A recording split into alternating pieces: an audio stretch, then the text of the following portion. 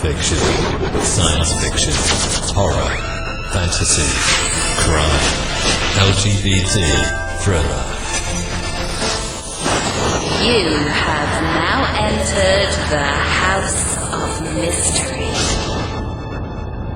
with your hosts, Eric Shapiro, David North Martino,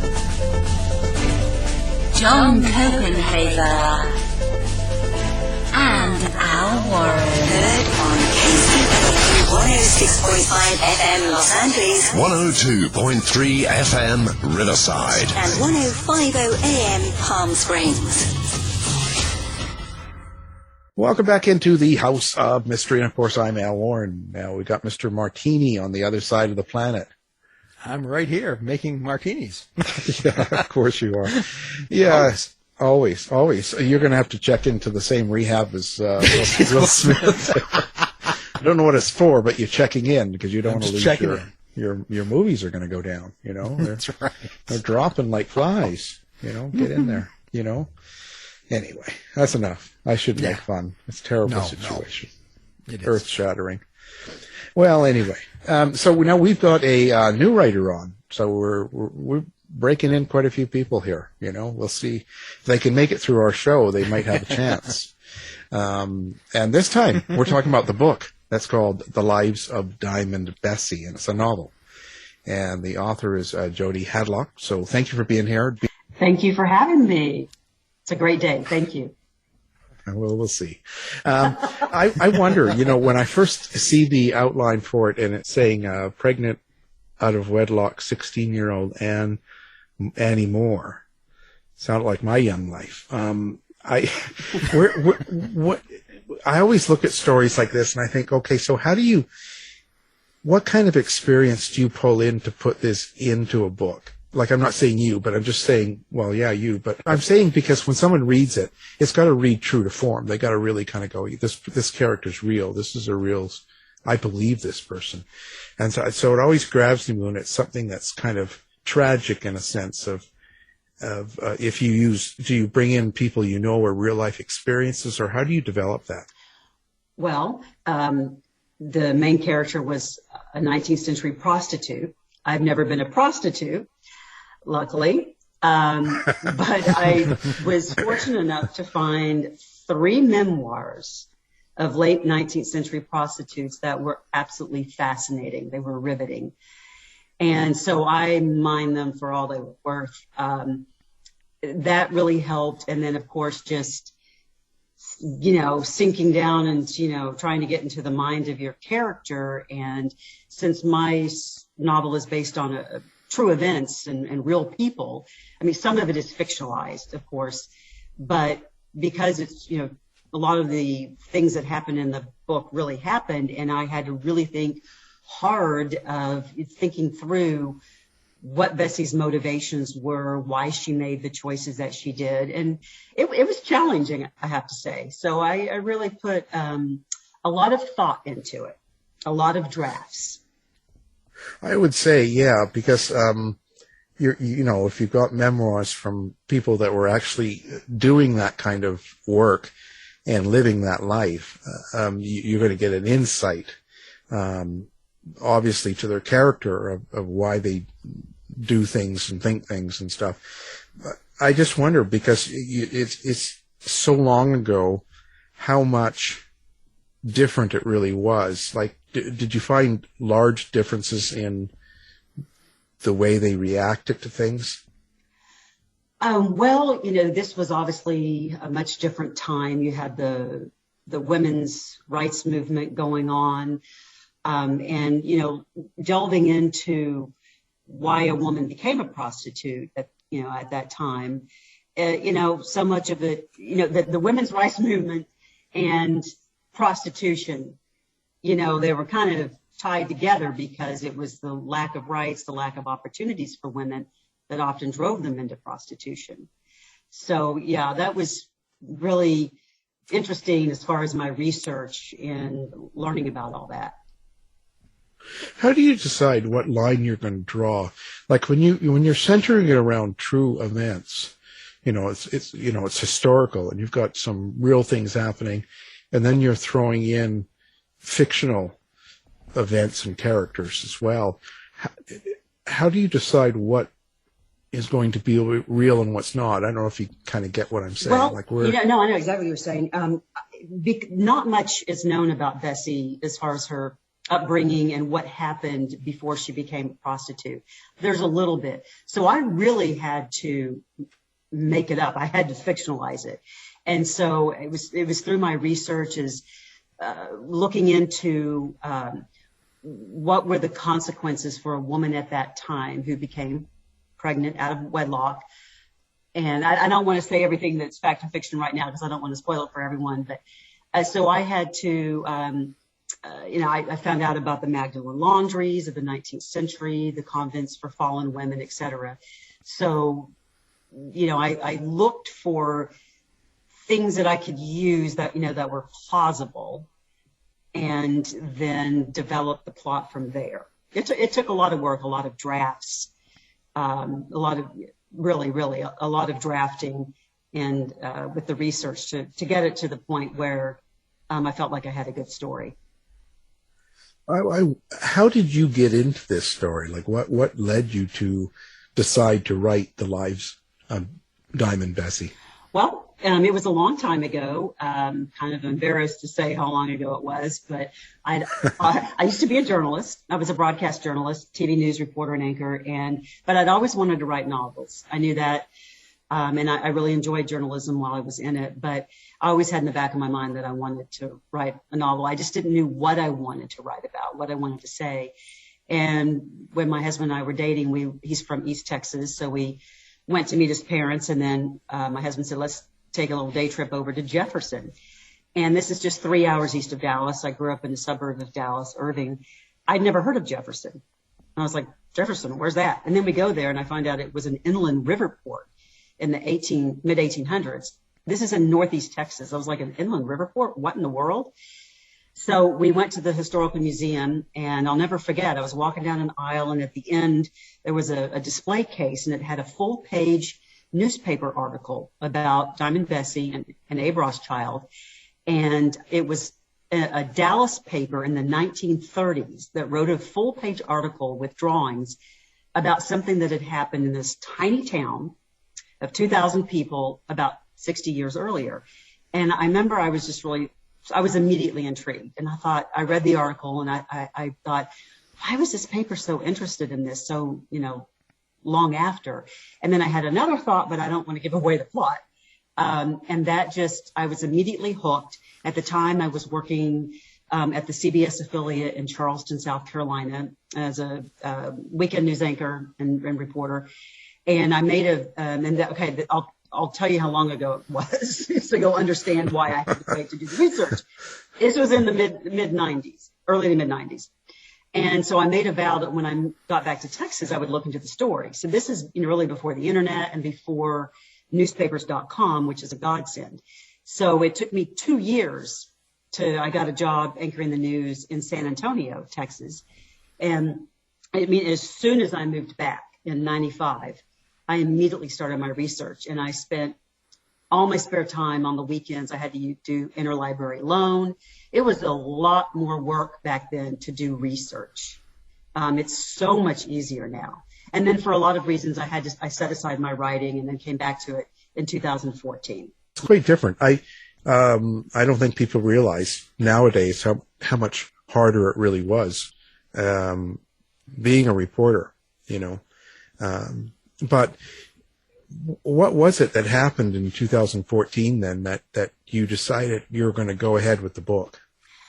Well, when I did the research in the 90s, and then I had an outline, and I sat down to write, and I sat in front of my computer, and I was like, oh my God, I didn't really think about I was so focused on the research and outlining this plot, and I didn't really, think about the creative, part of it. And then I had the wrong point of view. So then I got really frustrated. And so then I adopted my son from Romania in the late 90s, and he has developmental disabilities. So I was really focused on that and my career. By then I had, was not in journalism anymore. I was working at a place in Washington, D.C., and it was just crazy. And I didn't realize at the time I didn't have the right point of view. So I was just floundering, and I thought, I was really disappointed in myself. I set it aside. And then, so that was around 2000 or so. And then when I moved back to Texas in 2009, and I was married to someone else and went through a divorce, came back to Texas. And in 2004, I haven't said this to anyone. To be honest, I was going through a tough time, and this writing really kind of saved me. I was really struggling with what I wanted to do with my life, and I just for a number of reasons. And I thought about, I had carried around this research in my drafts with me for years. They went everywhere with me, and I picked it up, and I was like, I really want to work on this again. And at the time, because I had struggled so much to write it as fiction, I thought, well, maybe I'll do nonfiction. And then I went to the Dallas-Fort Worth Writers Conference in 2014. And basically for that, I hooked up with a freelance editor because I thought, well, maybe I need some help. And after a few months of working with my wonderful editor, Bridget Baldwin, we both said, this really needs to be a novel. And then she challenged me to write it from a particular point of view, which I don't want to spoil the plot. So once I said, well, I don't know if I can do that. And she said, just try. So I did that, and I wrote the first chapter in 2 days. Now, that chapter is not the first chapter anymore, and there's probably just a few words from it. But it was once I found my voice, everything fell into place. And then I got the first draft done in 7 months. And then since then, I found I needed to develop the plot more. I added more elements to it. Basically, what's published today is completely different from that first draft. I mean, I didn't realize at the time how much editing you needed to do. The writing is rewriting. Yeah. So believe me, I learned the hard way. Oh yeah.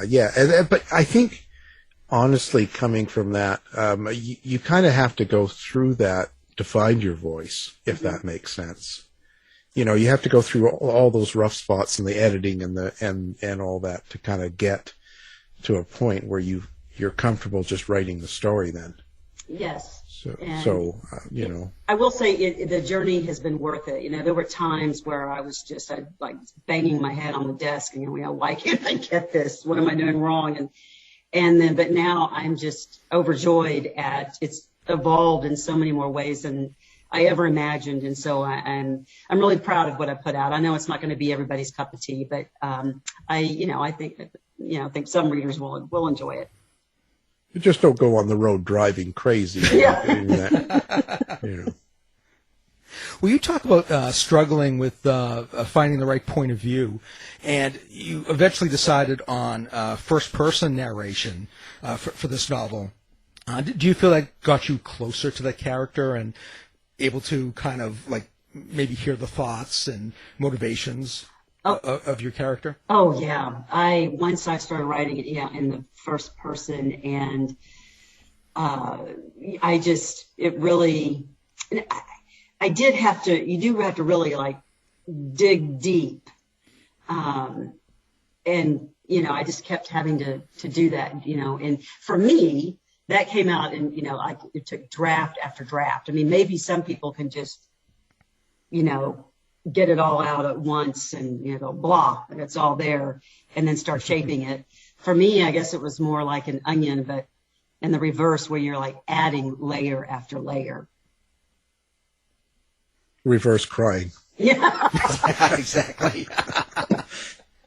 The whole process. Yeah. But with this whole process, that at the end of the day, the book comes out today.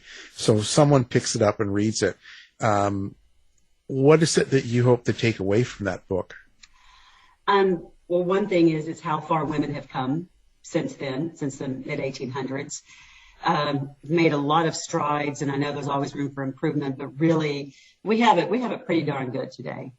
And so I wanted to show that what the struggles were, really like for a lot of women back then, because so much of the fiction that we read today from that, that time is like a wealthy woman, trying to find a husband or whatever. So that just, how the struggles of women then and how far we've come.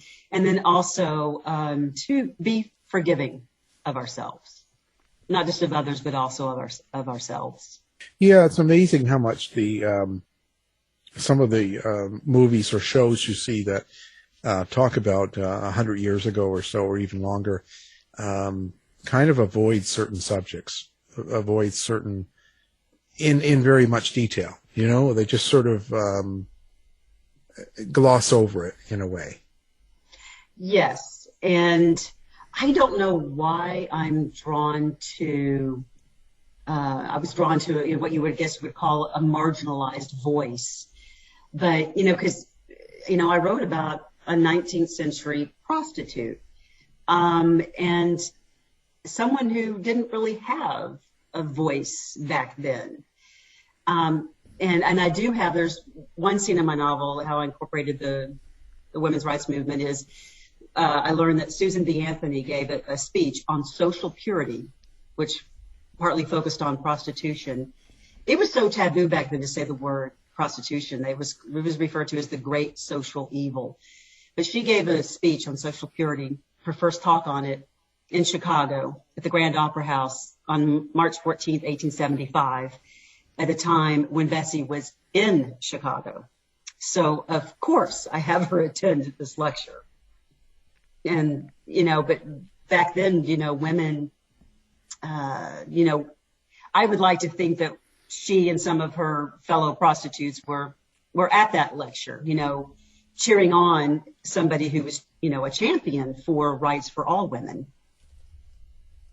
Do you think it was in probably Bessie and her friends' minds that they wanted to be independent? They wanted more rights as females? It's really interesting because, and I know there's been a paper done on this, but and the title was something like that prostitutes in the 19th century were some of the most independent and, freest and wealthiest, which is just bizarre because they didn't have as many rights. But, back then it was, a woman didn't go somewhere unescorted. She didn't go alone. She didn't travel alone.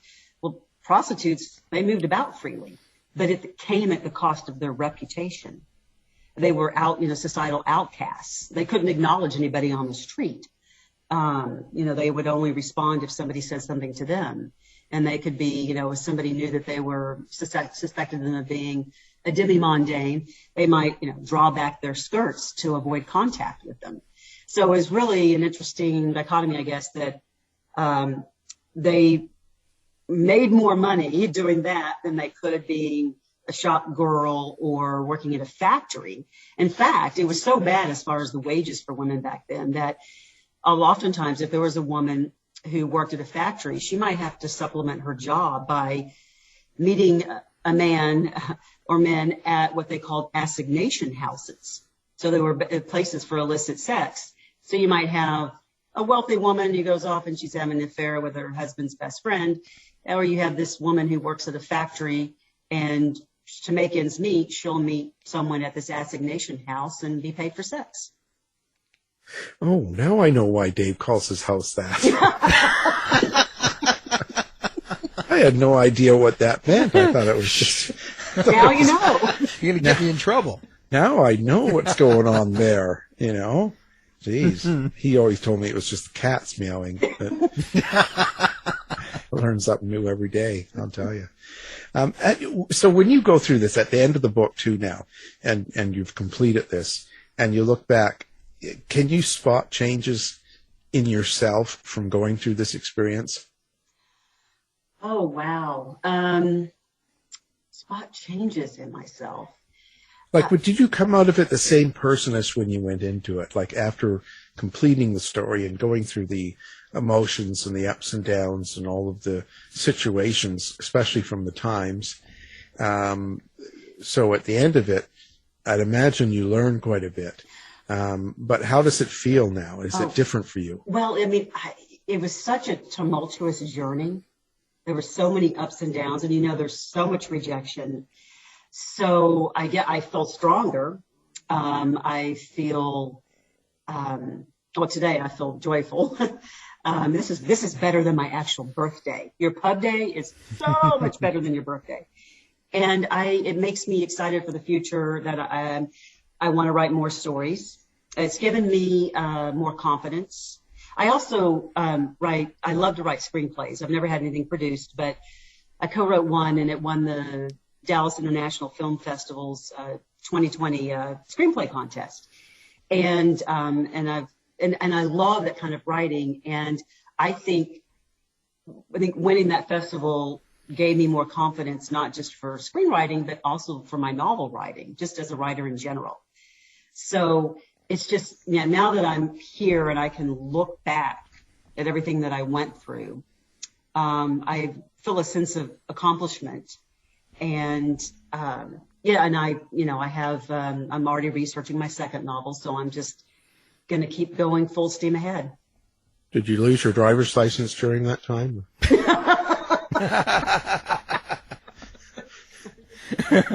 Well, you mentioned screenplays. Do you feel that writing a screenplay affected how you approach writing novels? Yeah, I realize maybe it's the journalism background that, because, especially for broadcast journalism or TV news, you're writing conversationally, it's concise, shorter sentences. So when I started, decided, to write a screenplay, it was a story that I really wanted to tell. And I thought the best way would be a screenplay. And so I decided to attempt it, and I fell in love with it. And I realized that I don't know if you could see that in my novel writing, but I like shorter chapters. You get into the scene as late as possible, out as early as possible, even in my novel. So I feel like there's some crossover there that I feel personally. And I absolutely love screenwriting. Maybe that's what you'll end up doing. Who knows? Well, I don't know. I really, there was a while where I thought, maybe I should focus on this. But now that my book is out, and, now I'm like, no, this is worth it. I really enjoy this. I feel like I'm getting better at it. And so I think the screenwriting just kind of helped boost me and, crossed over with the novel writing. And so I will write another novel, and I'll continue to write screenplays as I can. It's just, that it's so hard to get something produced. Much more costly than a book. Yeah. It's a different world too. Oh, yeah, it's changing. Totally different. Streaming and all that. Are you going to be doing like a web page and how do you like to interact with your fans or readers, or do you? Oh yeah. I on Instagram, and I have to say today's been insane with the pub day that I'm barely keeping up with everything on Instagram today, but I'm there as just my name, Jody Hadlock, Jody Had as in dog, LOCK. And I have a Facebook author page. It's Jody Hadlock Author. And I love getting feedback. And I'm on Goodreads. I've gotten a lot of reviews there, and really excited that my book made a bunch of lists like Pop Sugar, BookBub, Goodreads. So that's been fun to see. And I just, I know that some people are, not going to like the plot twist, but some people do. People either love it or hate it. There's like no in between, is, the feedback that I've gotten so far. I think that's good. As long as you can handle the bad comments or the bad, the people that say they don't like it. I think it's good. I think it's good to have an opinion and be out there with it. Yeah, and I have to say the good reviews far outweigh the bad ones. That's who I'm writing. That's who I wrote it for. It's so wonderful when people get what you've written, what you were trying to do. And, those are the people that I'm trying to reach. And, it's just, there's so many books published all the time, every week. It's hard to break through the noise. But so I really appreciate you talking to me about my book, and hopefully some people that listen will be interested in checking it out. Well, is there someone that did a bad review that we can go after? I like doing that. I like taunting these people. Let me tell you, it is kind of hard sometimes to, bite the bullet and not say anything, especially if it's wildly wrong. I had somebody accuse me of, okay, this is real people, true story, didn't make the main characters' names up. And somebody took exception to, did not like the fact that I named the villain Abe Rothschild because it had undertones of anti-Semitism. And I'm thinking, did you read the book description? This is inspired by a true story. You can Google Diamond Bessie and see all kinds of stuff. Abe Rothschild was a real person. It was not intentional to make, him be Jewish and make him look bad. So you run into that stuff and you're like, what? Well, and that's only the touch of it. Wait, it's going to get worse. So. Yeah. And we encourage people, please, by all means, just load it up. Give her all the bad stuff. I can take it. I'm tough. You can take it. Right. Well, you just find them like I do and then hunt them down and ruin their life. Yeah. There's nothing better. There's nothing better than that. A lot of satisfaction. Well, and I don't think you want to stay away from that anyway. You don't want to get focused on that because that takes you off your drive or your goal to write a good book. Yes. You start focusing on the noise, and it does no good for you. So yeah, just keep on going. Don't stop. Do you worry about being politically correct then in these times? You mean as far as Well, like how all of a sudden someone comes up and it's so particular nowadays that if you use a certain phrase or certain words, you use Rothschild. So, you've got this, so you don't like Jews. You're going to get this. Are you worried about using, just having that comment itself? Doesn't it make you a little bit, I don't want to say paranoid, but you have to kind of go, oh my God. Well, that surprised me. Because, and that didn't even cross my mind because it, was a real person. So I was totally taken aback that I got that criticism. But, I think in these times now, people are so, I think, almost overly sensitive about some things. Yeah. And I will say in writing, because I was writing something that happened about 150 years ago, and there were words, used at the time that are totally unacceptable today. And we can guess what those are. And so, yeah, I really had to, and of course I didn't want to use certain words, but, I had to, it's really a balancing act to, you got to portray the times as they were, but it's for a modern audience. And that can be a little bit challenging. I think especially in today's days. Yeah, it's daunting. I just had a deal with a publisher where they wanted, it was about crimes in the 1920s, and they used the word ghetto, and the publisher didn't want that word used. Why? They would rather have it called working class neighborhood than ghetto, even though the boys themselves said that word. That was their own language, and I was kind of like, well, yeah, you're right, but at the same point, this is what they actually said. We can't change what they're saying to each other to make it sound politically correct now. Oh, exactly. I don't know if you're familiar with, there's this wonderful thing called Google Ngram Viewer. I don't know if you've ever used it. Yeah. And because I did that with so many words and phrases to see what was, commonly used at the time. And not all of them were controversial, but I couldn't say African American in my book because they didn't use that at all back then. And I also didn't want to use, obviously, the other word. So, I had to, Will Smith will come slap you. Yeah.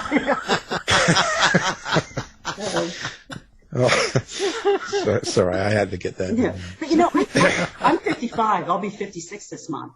I grew up, ghetto was a word that I don't think of it as being maybe as negative. People see it that negative today. For me, I don't like changing words of characters when they're real characters, when they say something, because it's real. Yeah. Right? Well, I think of that word as in a broader sense, but that made me think of one word that I used. Inmate. The word inmate used to have a much broader definition than it does today. Inmate, it just, you refer to if there are several occupants of any place. It could be a convent, an asylum, a hospital. Now we associate inmate with a prison or jail. But back then it was used much more broadly. And I tried to do that in my novel, but the feedback I got from beta readers, et cetera, was that they were confused by me using the more expansive definition of it. So I had to rework that where I could use it, but it made sense to today's readers. Using those fancy words. Yeah. do you know? 5 years ago or so, when I interviewed Jack McCollum for a book, who was put away for a murder in the late 50s, I believe.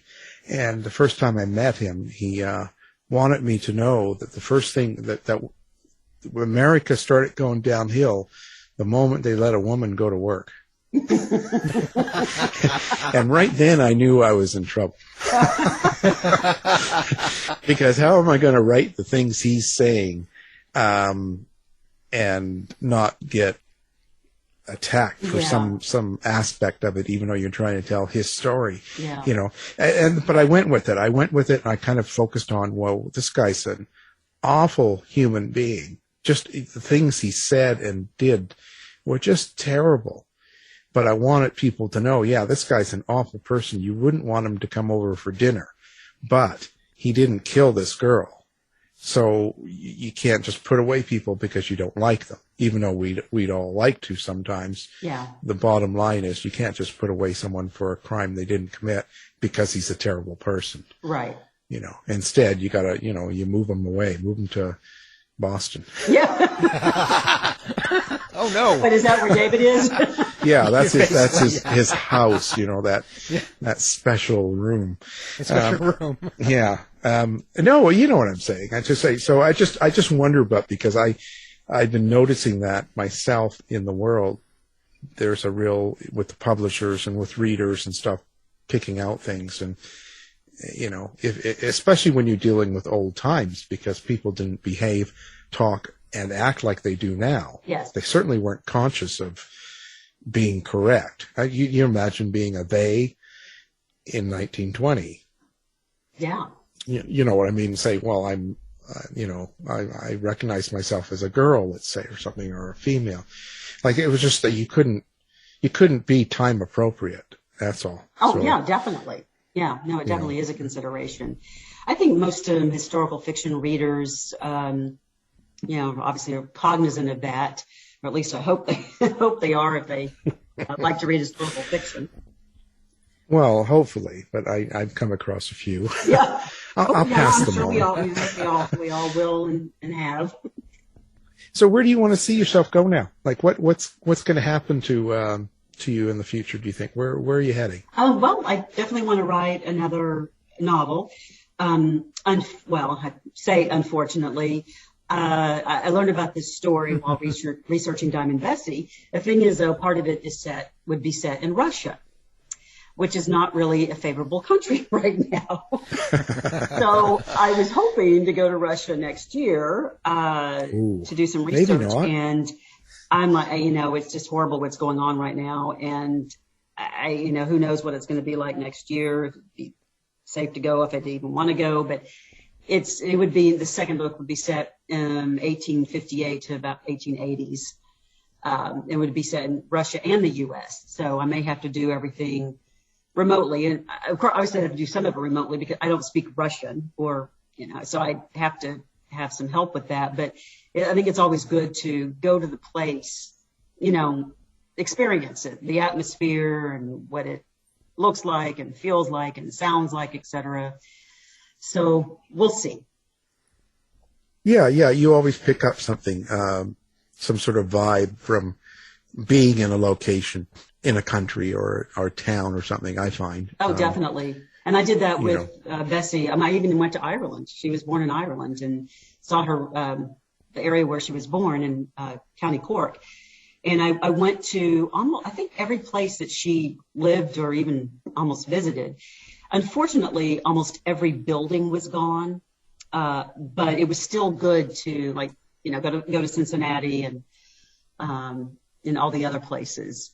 So it was still good to experience it, but it was disappointing that so many buildings were gone, partly because I love historical buildings, and there was this gorgeous Cincinnati Public Library that from the mid 1870s until 1950, it was built to be an opera house, all marble. I mean, gorgeous. And the city tore it down in the 50s to make way for their ugly building that they have now. I hate to say that about a library, but it makes me sick every time I think about that particular building being gone. And I actually include it in my novel. I had to, because it was just, it was such a great place. Well, at least they didn't put up a Walmart. I mean, it could always be worse. Now, I noticed like the classification genre, I guess you'd say. You mentioned a lot about suspense, and you mentioned ghost and ghost fiction and paranormal and stuff. What is your experience with paranormal, and how does that get incorporated into your book? Well, it's interesting because little old Jefferson, Texas has a paranormal conference. I missed it this year, but a couple of years ago I went, and it was really, they have the little equipment, where they'll go into a house and, I don't know if I really experienced anything, but it was interesting. And actually, when we were listening to a lecture in this convention center, and somebody mentioned afterwards that the temperature had dropped by like 10 degrees in the room, so there was stuff like that where it was being attributed to, paranormal. Who knows if it was, but the reason why, my book crosses genres. It's historical fiction / mystery. It's more of a whodunit than a whodunit. It's been described as historical suspense, and it has paranormal elements. So it's got a lot of things going on. It was called genre bending by Kirkus Reviews. And reviewers, some other reviewers have noted that it was the best way it was the way the story needed to be told. It wasn't that I set out to write those three things. It was just the best way to tell the entire story and not just part of it. I didn't want it to end on a particular event. I wanted the story to continue, and that was the way that I could do it. Yeah, it's an interesting aspect, and a lot of people talk about, ghosts and paranormal, and it's really kind of an in thing, and so to speak. And that did you research kind of or look into see how people considered paranormal events and stuff back then? Oh yeah, well the spiritualist movement was huge, and that's also obviously in my book pretty prominently. But yeah, there were they were found out to be frauds later on, but there were was it the Fox sisters? I'm trying to remember, in the 1840s, I believe, where either the Hyde sisters or Fox sisters. That anyway, they claimed to be communicating with a spirit in their house, and then they were traveling like to Europe and stuff. And then of course everybody was having seances. So this was huge back in the 1800s. So yeah, that plays a pretty prominent role in my story for obvious reasons. And it was really interesting to do that research because even I heard that Arthur Conan Doyle, that he was. This went like through the 1920s, I believe. Right. Yeah. It was big, and that was kind of the talking boards and the Ouijas and stuff when people, I guess a lot of, and we don't realize this, but there wasn't the communication and the traveling ability back then. And people, your kids go away to war, and you don't know if they're coming back. And if you get a letter that they've died, there was no communication. And I guess that really brought in an increase to that sort of witch boards and talking boards and stuff. Oh, I'm sure, and probably after the Civil War, I can imagine. I can't even imagine what that would be like to, somebody go off to war back then, and then you get a letter a year later that your child has died and you hadn't seen them or talked to them, or it's very different back then. So many were just missing in action, where they had just had mass graves with a lot of people dead, and they didn't know what happened, and so they got that, and so they had to reach out to a spiritualist or some sort of a reader to find out what happened, to connect and that. So there was a huge influx of that going on, and it was just a crazy time, but way different than it is now. But they didn't have the they didn't have the ability to communicate like we do now. Right. If I lived back then and that happened, I might want to try it too. Well, yeah, why not? I mean, what have you got to lose, really? Yeah, you might get a special message. Who knows? Yeah, you never know. It's not like you'd see on TV or a movie now. But it's certainly a different time, and I think those little subtleties really come across when you're reading or doing something from that time. I think it's a great addition to the book. So that's good. Yeah, that's really good. And it just made me think of something that you might be interested in, because I feel like Bessies Spirit has guided me. I know some people are going to think I'm nuts and like, woo, but I did have, I don't know if you've heard about this happening where, a character just shows up, or if it's happened to you. But I was sitting at my desk and I was thinking about Ed Levine's, one of the characters, and how I was going to, what role she was going to have in the story. And I promised you, I felt this strong presence so much that I'm alone in the house. I actually turned around to see who was behind me. And I said, okay, Edla, you're going to be prominent. I mean, it was like she was telling me that she wanted, and I don't want to get too much to give away too much of the plot, but I have an affection for Edla and Bessie's friendship in the story. And she's a prominent role because I felt her presence while I was writing about her. Well, that's interesting, and I've had that a lot before with even, true crime writers and stuff. Like, I think Mark Shaw was one that, because Dorothy Kilgallen, that she was on the that What's My Line and stuff like that, and she died, as they say, mysteriously, and she had just interviewed Jack Ruby after he killed Lee Harvey Oswald with the Kennedy assassination, and then she ended up dead in her apartment. So he says that she would visit him, and so he wrote a book about and researched her life. So I've heard that before. I mean, it's not exactly the same, but the same idea. Well, it was really freaky. I mean, it is a thing, and it's. Were you drinking? Creepy to people. What was that? Were you drinking? No. It was the middle of the afternoon. Well, that hasn't stopped people before. That doesn't stop me. No. I probably started drinking. Yeah, he doesn't know when to stop. So I mean, you just daytime, nighttime, hang out in the basement. Wow. So let's talk about your favorite things to do. Like, what kind of books do you read, or how do you think you get inspired? Oh, well, I'm an eclectic reader. I will read anything that holds my attention. So I read pretty much every genre, except I would like to read science fiction and fantasy. I just haven't done that, but it's on my list. But pretty much anything that, and I love nonfiction too. I read a lot of nonfiction as well. So I'm one of the biggest influences then. Reading my books, right? Of You're course. supposed to say you always pick the host. Come on, like I just. Oh, we have to get on that. We'll have to edit that one out so you make sure. Of course, you're my biggest influence. I couldn't write without it. Well, if there's somebody that I don't know if she's an influence, but I think her writing is just incredible. Is Hilary Mantel. She wrote the Wolf Hall trilogy, and about Thomas Cromwell Cromwell is the protagonist, and I just her sentences are like nesting dolls, and just incredible. Wow. Yeah.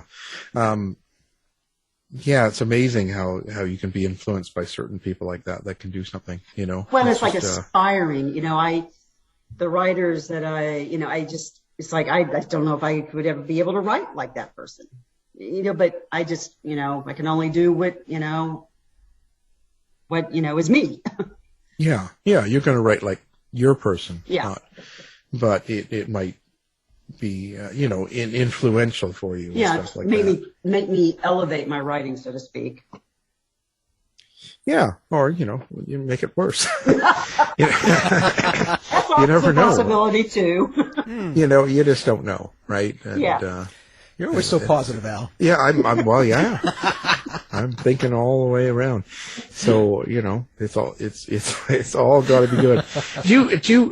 So when you're writing these stories, like, cause a lot of it's research, so you can do that whenever you've got the opportunity and whenever you can go to a place or do the research. But when you're writing the story itself, do you have to be in a certain mood to write it? I'm very disciplined.